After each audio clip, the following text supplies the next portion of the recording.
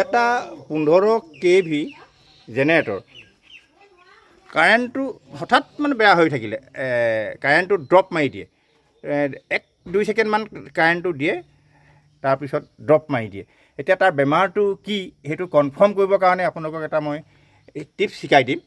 টিপছটো আপুনি চাব প্ৰথমতে আপোনাৰ জেনেৰেটৰটো ষ্টাৰ্ট কৰি আপোনালোকক দেখাইছোঁ বেমাৰটো কি এতিয়া ষ্টাৰ্ট কৰি দেখাইছোঁ এতিয়া আপোনাৰ এইটো ষ্টাৰ্ট কৰিলোঁ এইটো মেনুৱেল দি ল'লোঁ ষ্টাৰ্ট কৰি দিলোঁ এতিয়া হ'ব জেনেৰেটৰ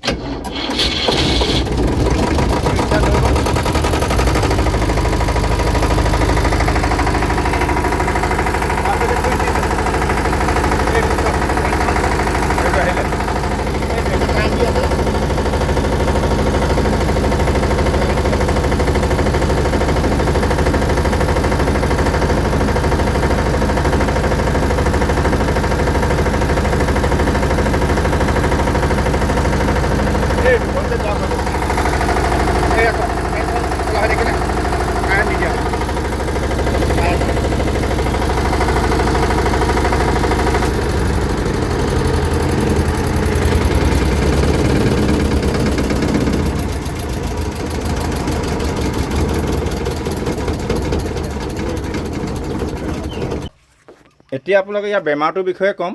আপোনালোকে নিজেও ঘৰতে ঠিক কৰিব পাৰিব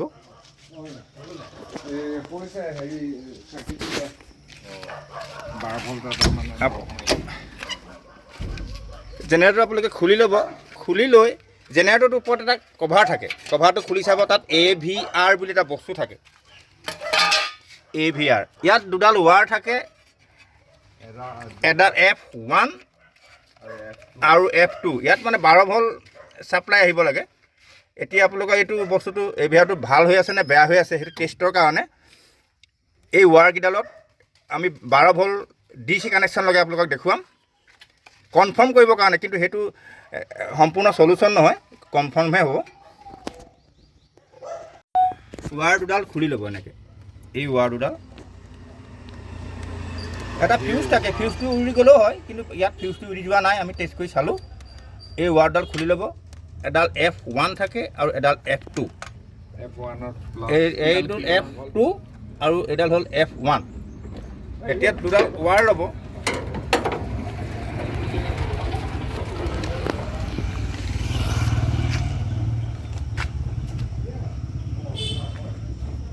দুডাল ৱাৰ লৈ ল'ব আপোনালোকে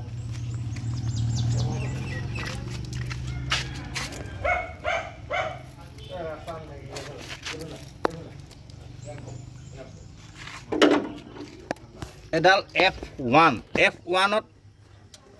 প্লাছ দিব F2ত মাইনাছ F2 এডাল ৱাৰ জইন কৰি দিলোঁ কোলা ৱাৰ এটা জইন কৰিলোঁ সুবিধাৰ কাৰণে মাইনাছৰ কাৰণে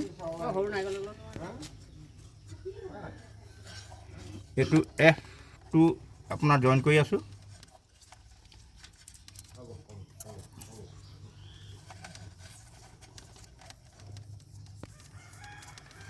কাটিং কৰি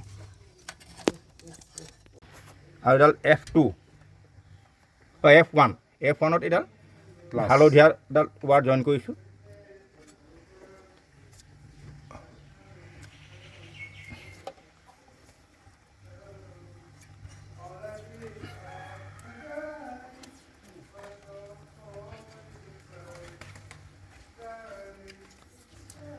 এডাল হালধীয়া ৱাৰ এডাল জইন কৰি দিলোঁ এই যিডাল F2ত জইন কৰিছিলোঁ কোলা ৱাৰ সেইডাল আপোনাৰ যিটো ডিজিট এটা সাধাৰণতে বেটেৰী থাকেই সেই বেটেৰীত আপুনি মাইনাছত লগাই দিব পিনে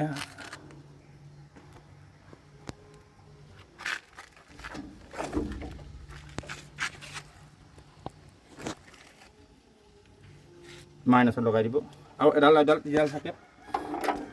প্লাছডাল হাতে ধৰি ল'ব আপুনি তাৰপৰা এতিয়া ডিজিটো ষ্টাৰ্ট দিম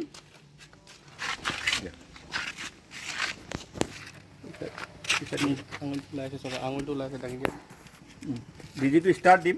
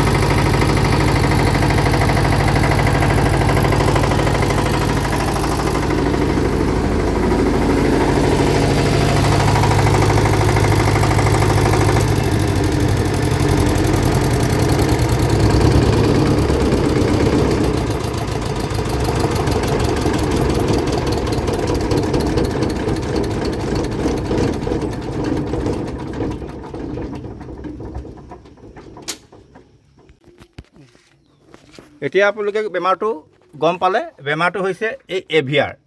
অট'মেটিক ভল্টেজ ৰেগুলেটৰ। এই বস্তুটো চেঞ্জ কৰি দিলে আপোনালোকে জেনেৰেটৰটো আকৌ কাৰেণ্ট দিবলৈ আৰম্ভ কৰিব। এইটো অকল টেষ্টৰ কাৰণেহে। এইটোত দি আপুনি বাইপাছ কৰি চলাব নোৱাৰিব। চলালে আপোনাৰ অন্য কিছুমান বস্তু বেয়া হৈ যাব, বিসংগতিয়ে দেখা দিব। সেইকাৰণে এই AVRটো আপুনি চেঞ্জ কৰি ল'লে আপোনাৰ জেনেৰেটৰ আকৌ আগৰ দৰে চলি থাকিব।